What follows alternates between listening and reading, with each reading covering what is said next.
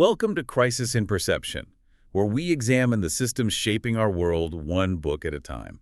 Today, we're diving into a figure who is, I think it's fair to say, one of the most invoked and most politically contested writers of the 20th century, George Orwell. Absolutely. Everybody claims him. His name is an adjective, a warning, a political weapon, all wrapped into one. He's become this huge symbol. And that very complexity, that contested legacy, is exactly why we need Christopher Hitchens' fierce and, frankly, brilliant 2002 defense, Why Orwell Matters. So what's Hitchens' starting point?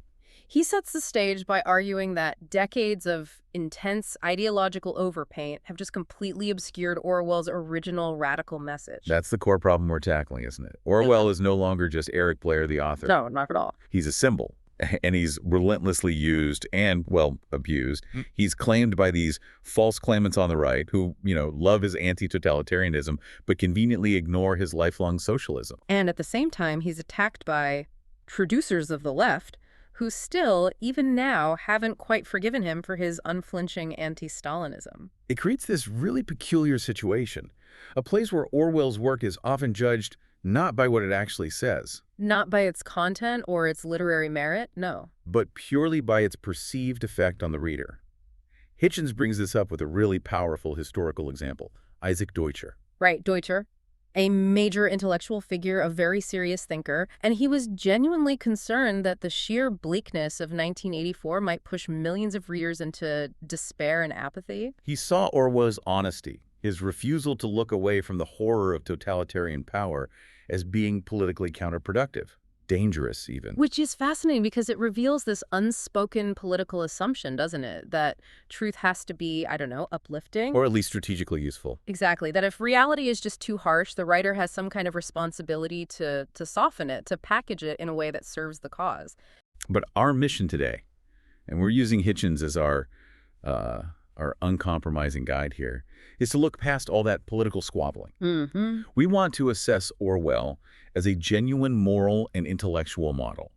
We're focusing not on partisan loyalty, but on the absolute intellectual courage it takes to defy ideological conformity. Across the entire political spectrum. Yes, exactly. So we want to unpack that lifelong commitment to truth-telling, the incredible vigilance he had over the corruption of political language. And just the sheer audacity of a man who dedicated his life to democratic socialism, yet somehow became the enemy of the powerful establishment on both the left and the right. Yeah. It's really about understanding the system that produced him and why that very same system still, to this day, tries to co-opt or silence him. So to really appreciate the force of Why Orwell Matters, I think we first have to understand the guy himself, Christopher Hitchens. Absolutely. Hitchens he was maybe the last of the great public intellectuals, a famous polemicist, a relentless contrarian. And a brilliant literary figure known for his ability to just synthesize politics, history, and pure literature. And he was, it's no secret, a huge admirer of Orwell. So this book, it functions on multiple really deep levels. It's not just a defense. No, it's comprehensive literary analysis of Orwell's entire body of work. I mean, from his early, almost forgotten novels like A Clergyman's Daughter, all the way to his pioneering essays on cultural studies, like the one on Seaside Postcards. Right. But more than that, yes, it is a forceful, airtight moral defense. And it really needed to be at the time. Hitchens had to position Orwell against this whole new generation of hostile critics. The feminists, the postmodernists, who basically denied the existence of objective truth. And of course, the lingering elements of the mainstream left, who still felt just bitterly betrayed by his anti-Stalinism. Hitchens was trying to rescue Orwell from his own celebrity, really, to place him back into his historical context. And that context is absolutely key. I mean, Orwell's unique clarity, his voice, it didn't just emerge from a vacuum, did it? Not at all. It was forged in what Hitchens calls 3 distinct historical crucibles. Let's start with the first one, Imperial Britain and colonialism. This is so foundational. His family's ticket, as Hitchens puts it, was the degrading opium trade between British India and China.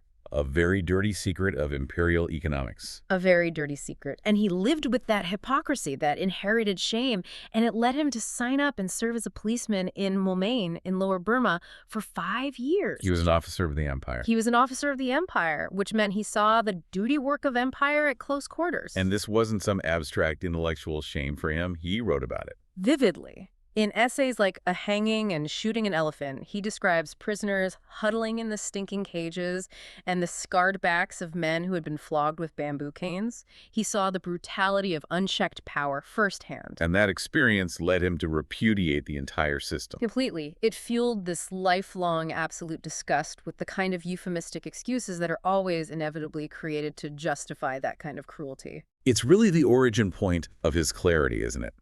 His early attacks on imperialism were pioneering because he connected the dots. Yes, he connected the exploitation of the colonies, what he called the empire's internal helots, to the moral corruption that would later explode as Nazism and Stalinism. He learned very early on that systems of power always give off a kind of a creepy noise when they're trying to excuse atrocity. A creepy noise, that's a great way to put it. Then comes the second crucible, which is maybe the most important, the Spanish Civil War. This is the central, transformative epiphany of his life. Orwell volunteered early, in 1936, desperate to go and fight fascism.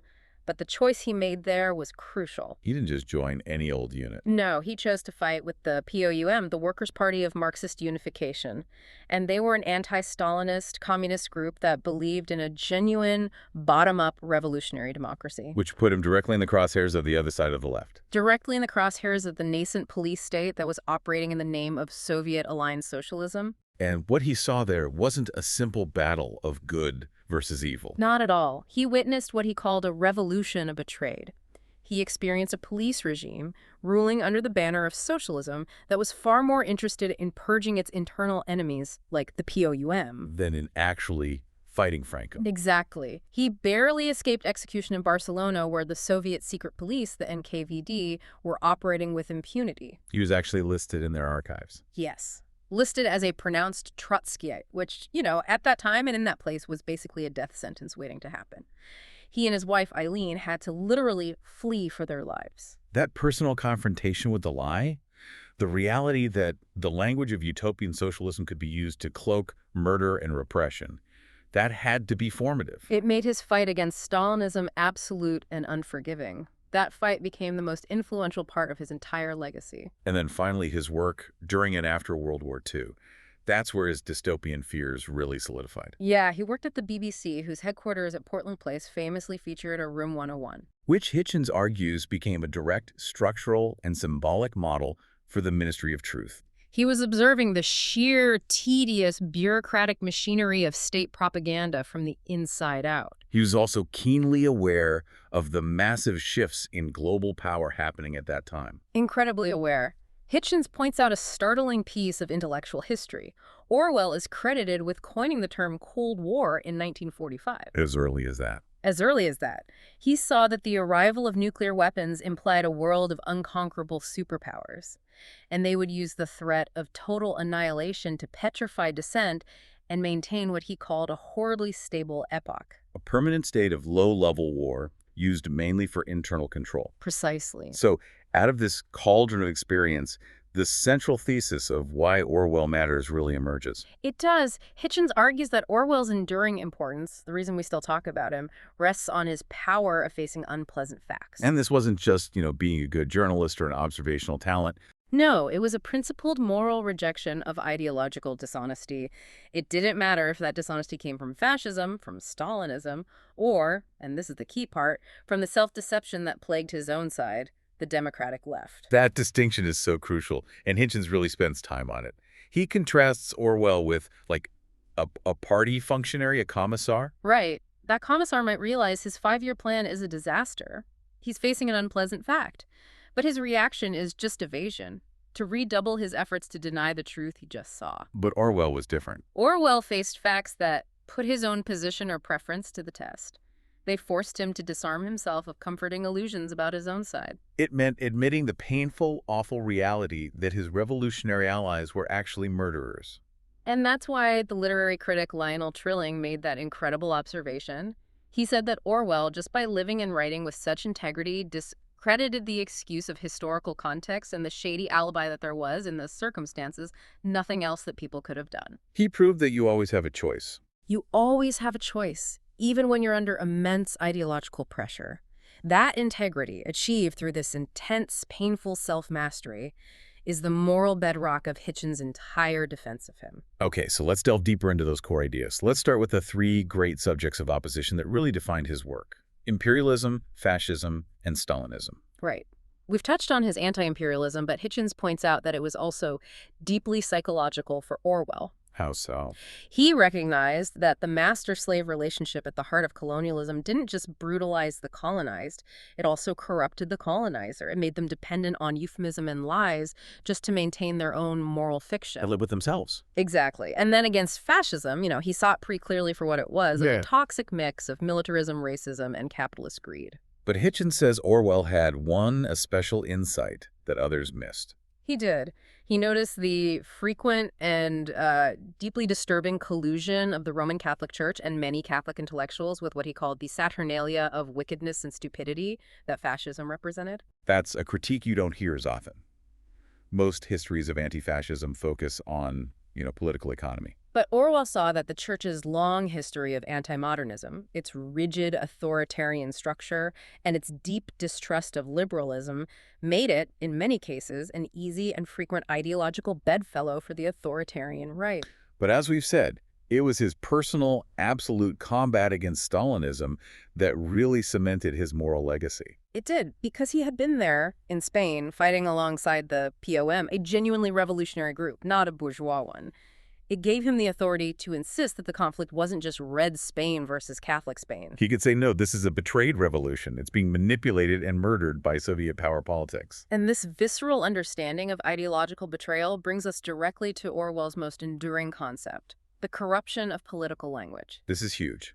Hitchens argues that Orwell saw the degeneration of language not as some kind of side effect of bad politics, but as inseparable from the decay of political thought itself. It was the cause and the effect. If you cannot describe reality clearly, you cannot respond to it morally. It's that simple. And he laid this all out in his foundational essay, Politics and the English Language. An essay that contains one of the most devastating definitions of political speech ever written. Go on. Orwell stated that political language is designed to make lies sound truthful and murder respectable, and to give an appearance of solidity to pure wind. Wow. That is just corrosive, isn't it? Because it identifies euphemism not as some stylistic choice, but as official policy. As the operating mechanism of power itself, think about the modern examples. Instead of saying murder, you say pacification or elimination. Or collateral damage. Collateral damage. Instead of poverty, you say negative economic growth. It completely dissolves moral responsibility. If you don't call murder, murder, then the person signing the order is no longer technically responsible for murder. The state can commit atrocities while keeping its hands linguistically clean. And Hitchens connects this linguistic vigilance directly to our contemporary debates.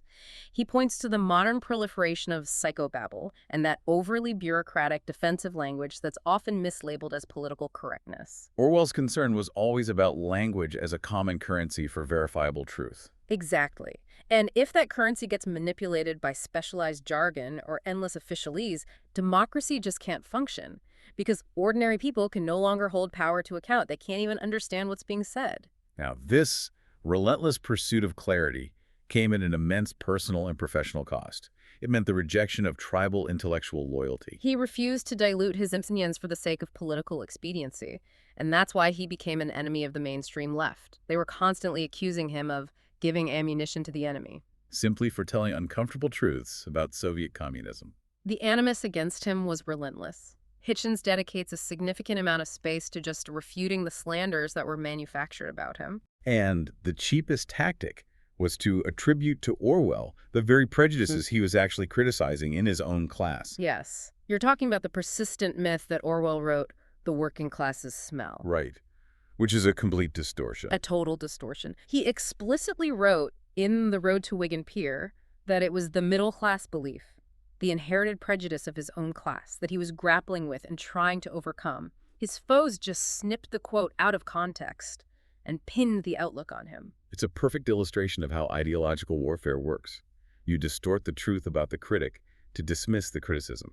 And it highlights the systemic pressure on intellectuals then and now You must join the community. You have to express the correct solidarity, or you're cast out. You're a heretic. And this is why Hitchens pushes back so strongly against these major intellectual figures, Yeah. people like E.P. Thompson and even Salman Rushdie. Yeah, they charged that Orwell advocated for quietism or despair in his later work, especially in the essay Inside the Whale or in 1984. So how does Hitchens square that circle?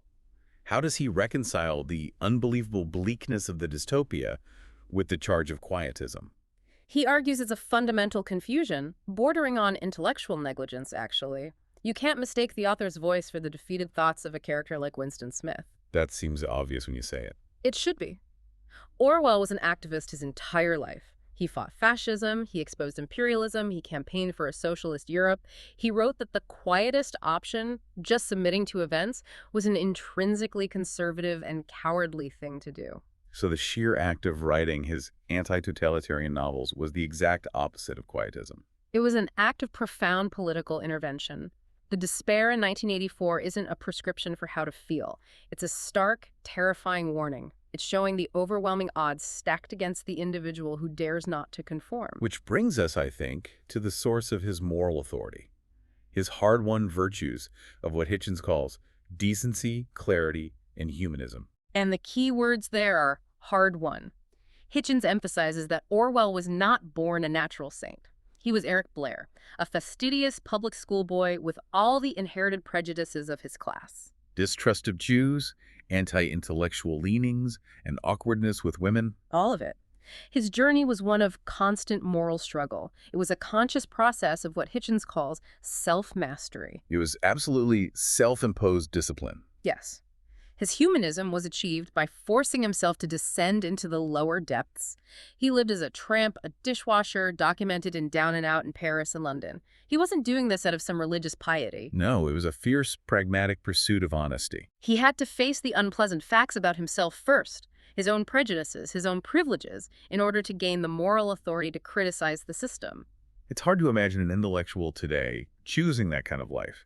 His legendary austerity, living on a shockingly low budget, trying to grow his own food, it wasn't just a quirk. Hitchens argues that this lack of bourgeois comfort was absolutely essential. Because it gave him the moral standing to look at his contemporaries, the intellectuals living comfortably in London drawing rooms, and criticize them sharply when they used historical context as an alibi for their moral failure or their cowardice about Stalinism. His whole life was a demonstration that decency and honesty could be lived as a rigorous, non-religious moral discipline. He was constantly taking his own moral temperature, forcing himself to be better, cleaner, and clearer in his thought and his prose. Okay, so if Orwell had such moral clarity, why was he so hated and marginalized by the establishment of his day? To answer that, we really need to map the interlocking systems that punish truth. And that's a major focus of Hitchens' analysis. It is. Hitchens shows that the intellectual world Orwell inhabited was a system that was structurally designed to reward loyalty and conformity. And to actively weed out the dissident. Exactly. And we can look at the actors involved in this system. You had the states and parties, first and foremost, demanding immediate ideological synchronization. The British government's official silence on the Caton Forest massacre is just a classic, chilling example. For anyone who might not know the details, the Caton massacre was the murder of about 10,000 Polish officers by the Soviet secret police. And the British and American governments knew it was the Soviets, not the Nazis. They knew, but they maintained official silence throughout the war and for decades after, denying Soviet guilt until 1988, all for the strategic goal of not upsetting their wartime ally. Expediency over verifiable truth. The definition of it. And then you had the compliant intellectuals and media. Hitchens calls out the McSponday, Auden, Spender, Day-Lewis, McNeice, the famous left-leaning poets of the 1930s. Their political statements were so deeply entangled with the official Communist Party line that Hitchens notes their political poetry would not bear reprinting today. They were just too susceptible to the allure of power in ideological fashion. And you contrast that with Orwell. A stark contrast. Orwell, despite his poverty and his marginalization, could reprint every single book review, every letter, every essay he ever wrote without professional embarrassment. He never had to retract a principle. The danger, as the historian E.H. Carr showed, was the willingness of intellectuals to transfer their allegiance with sinister smoothness from one despotism to another. Just following the prevailing political wind. And the main mechanism used to maintain this conformity was linguistic denial. And this is where Hitchens' analysis of Raymond Williams is just so devastating. It's forensic. Williams, who is a widely revered founder of cultural studies, wrote a critique of homage to Catalonia Orwell's searing first-hand account of the Spanish Civil War. And Hitchens just dissects a single paragraph of Williams' critique. He calls it a bureaucratic masterpiece of understatement. Williams was writing about the Stalinist purge in Barcelona, a period of infighting, arrests, summary executions, murder, basically. And how did Williams use language to obscure that reality? He deliberately used soft, bureaucratic terms. So instead of reporting murder and police action, Williams used the term suppression. Which sounds so much cleaner. So much cleaner. Instead of saying Stalin's death squads were manipulating the Spanish Revolution, he used the vague phrase power politics. He was doing precisely what Orwell warned about. He was obscuring reality by systematically softening the crime. So it's not just a political difference of opinion. No, it's the difference between intellectual honesty and intellectual dishonesty in the service of an ideological end. Williams, who valued community and was inside the cultural establishment, was protecting that community with officialese. Yeah. Orwell, the solitary loner, was demanding accountability based on verifiable facts. And the system didn't just ignore Orwell, it actively tried to silence him through censorship. We have the documented case of the near suppression of Animal Farm. Orchestrated by a bureaucrat in the Ministry of Information named Peter Smolka. And it turns out Smolka was not just any bureaucrat. No. It was later conclusively confirmed that Smolka was a Soviet agent operating inside the British government. And this is the crucial, chilling context we need when we discuss the most controversial element of Orwell's later life.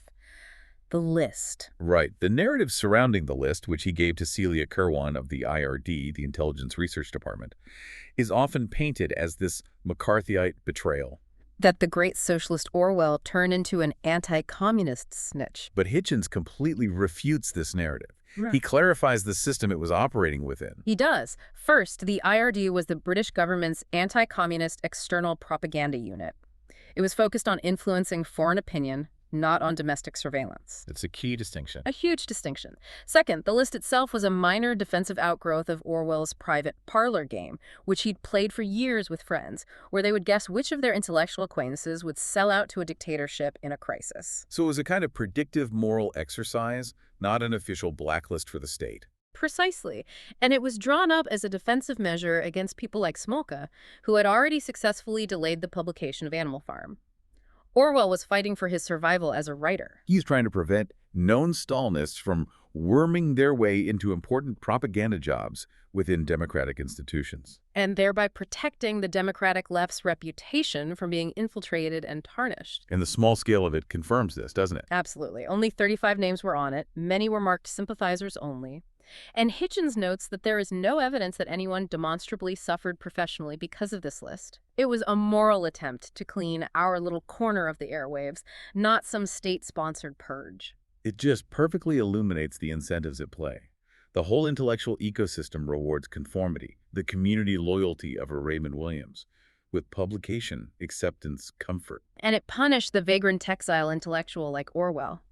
Yet his integrity was so absolute that Hitchens recounts him sacrificing the huge bounty of a Book of a Month Club selection in America. Because he refused to make even minor suggested alterations to his novels. Exactly. He wouldn't compromise his work even for life-changing money because he believed the structural integrity of his writing mattered more than his personal comfort or any kind of ideological expediency. Okay, let's pull these threads forward and connect Orwell's struggle against these systems of conformity to our present moment. Because the patterns of ideological body snatching, as you call it, they continue relentlessly. Oh, they do. His relevance isn't historical, it's immediate. Just look at political tribalism today.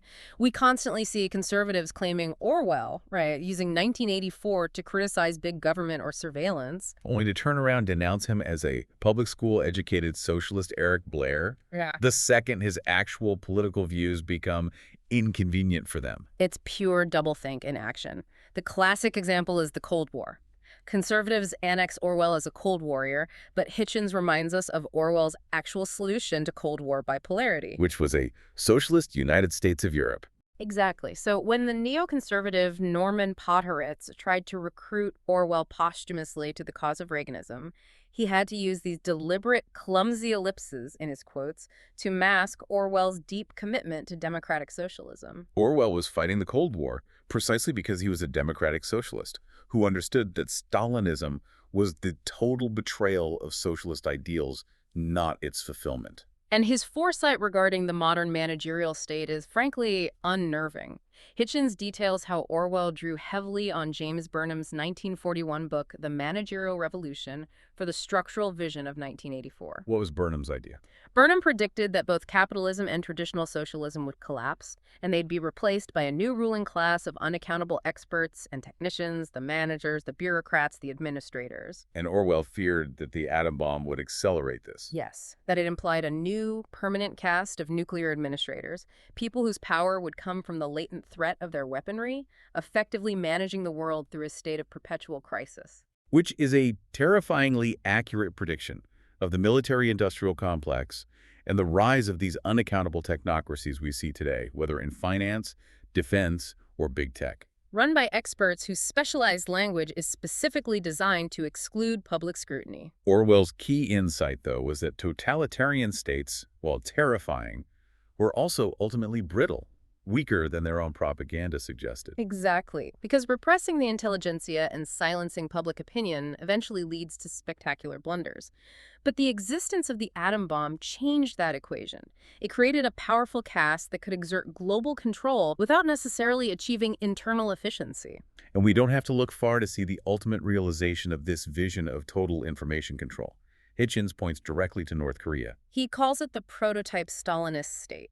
And he notes that reporters who cover it, they find only one word adequate to describe the reality on the ground. Orwellian. The details are just chillingly specific. They echo the nightmare architecture of the Ministry of Truth. The necrocracy ruled by the dead Kim Il-sung. The requirement of compulsory lapel buttons showing perpetual devotion. The constant, pervasive blasting of false news. The systemic obliteration of individual dignity. It's all there. What's also fascinating is how immediately relevant his allegories remain, even in what you might call micro-dystopias. Hitchens cites the serialization of Animal Farm in Zimbabwe's Daily News back in 2001. And the illustrator drew the pig Napoleon wearing Robert Mugabe's spectacles. And it was an instant success. Instantly successful, because the message that systems betray revolutions, that the pigs will inevitably become indistinguishable from the men, was immediate and pertinent to every single reader. It shows his allegories aren't historical relics. They are instruments for measuring betrayal across systems and continents. Finally, his insistence on linguistic clarity puts him squarely in the contemporary battle for objective truth, especially against certain strains of postmodernism that deny verifiable reality. Hitchens places Orwell directly in the context of the Sokal hoax debates of the 1990s. Where the physicist Alan Sokal submitted a deliberately nonsensical paper filled with postmodern jargon to a respected academic journal. To prove that some academic fields were prioritizing political correctness and obscurantist language over clarity and evidence, and they published it. So while some academics argued that linguistic transparency was a bourgeois construct, Orwell stood firm. He stood for the idea that a common, clear language with accepted rules is absolutely indispensable for a functioning democracy. He despised jargon, the pure wind, precisely because it obfuscated meaning and allowed the system to operate unchecked. Orwell's wager, as Hitchens frames it, was simple and profound. It was that the profane were well able to understand the language of the temple and thus to penetrate the supposed secrets of authority. In other words, the power lies in plain speech that means what it says. Speech that is subject to refutation by verifiable fact, that allows the ordinary person, the profane, to detect the lie being spun by authority and to hold them to account. So to tie this back to our broader crisis in perception themes, what Hitchens really shows us is that Orwell framed truth not as a political advantage, but as a moral discipline. Yes. His core conviction was that views do not really count, that it matters not what you think, but how you think. He demonstrated that qualities we often associate with religious observance, decency, honesty, integrity could be lived without any piety or religious belief. Relying instead on a kind of instinctual humanism. You see this powerful, spontaneous moral clarity even in his earlier novels. I'm thinking of the character Gordon Comstock in Keep the Aspidistra Flying. Right. Comstock is otherwise chaotic, resentful, a total failure. And yet he experiences this sudden, profound revulsion at the idea of abortion. Yeah. It's an instinctual moral truth that just cuts through his otherwise deeply compromised life. And for Orwell, that integrity always starts with language. Language is always the first victim of political corruption. Totalitarian systems have to abolish common, understandable measurements, the physical, familiar things like the pint, the mile, the names of streets. They do it to alienate people from their own reality. If you can't describe your daily life simply and accurately, you can't resist the party's narratives about abundance or success. And Orwell was so far ahead of his time on this. He was anticipating cultural studies by recognizing how demotic language and popular culture could be manipulated by press barons. Creating the soft porn for the proles described in 1984 Entertainment, designed specifically as a distraction to keep the masses apathetic and politically neutralized. And so we come back to those systemic pressures. The entire political and intellectual world was structured to reward loyalty, community, and comfort. And it punished the solitary loner, the dissident intellectual like Orwell. It led to the rejection of his books and the vilification of his political views. But the ultimate vindication of Orwell's lonely struggle, it didn't come from the establishment. No, it came from the people who actually lived under the lie. The persecuted oppositionists, figures like Czesław Milosz in Poland and Václav Havel in Czechoslovakia. And the working class rebels, the East Berlin workers in 1953, the Polish shipyard workers in the 80s. They all recognized Orwell's work as a profound, usable truth. And this proves Hitchens' ultimate point.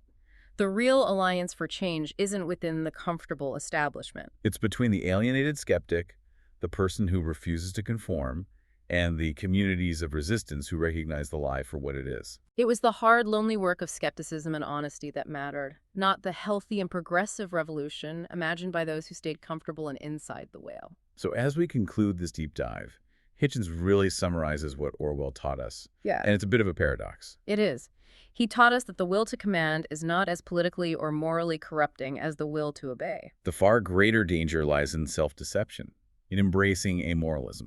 So 1984, in this reading, is not a prophecy of doom. It's an apotheosis of the power of facing. It's a steady, unflinching look into the void, showing us how deadly the will to obey really is. Winston Smith's final betrayal in Room 101, when he screams for Julia to be tortured instead of him, it demonstrates that the odds are overwhelmingly against the isolated individual. But the resistance lies in delaying that final, personal surrender for as long as you possibly can. So why is facing these unpleasant facts so politically dangerous?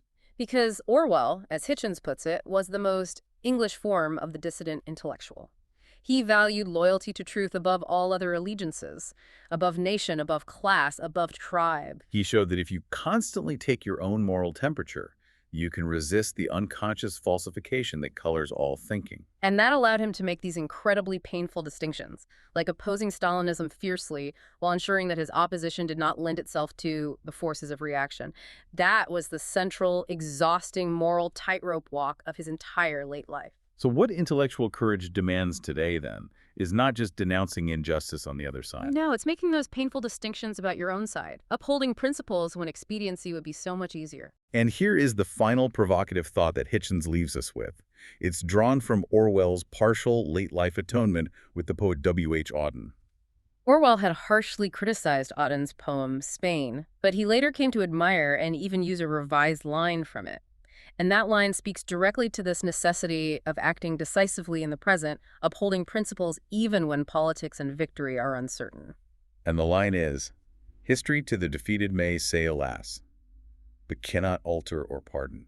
What does that mean to you? To me, it means that while history might sympathize with those who fail politically, it can neither change the consequences of their actions nor excuse their moral compromises. So if we, like Orwell, fail to stand for truth today because we're afraid of being unpopular or ineffectual, history will not pardon that silence, no matter what our good intentions were. It demands moral action in the moment without the comforting guarantee of political victory. Our deep dive today was into Why Orwell Matters by Christopher Hitchens, examining the intellectual courage and moral clarity of George Orwell. We highly encourage you to read the book yourself, support the author, or borrow it from your local library.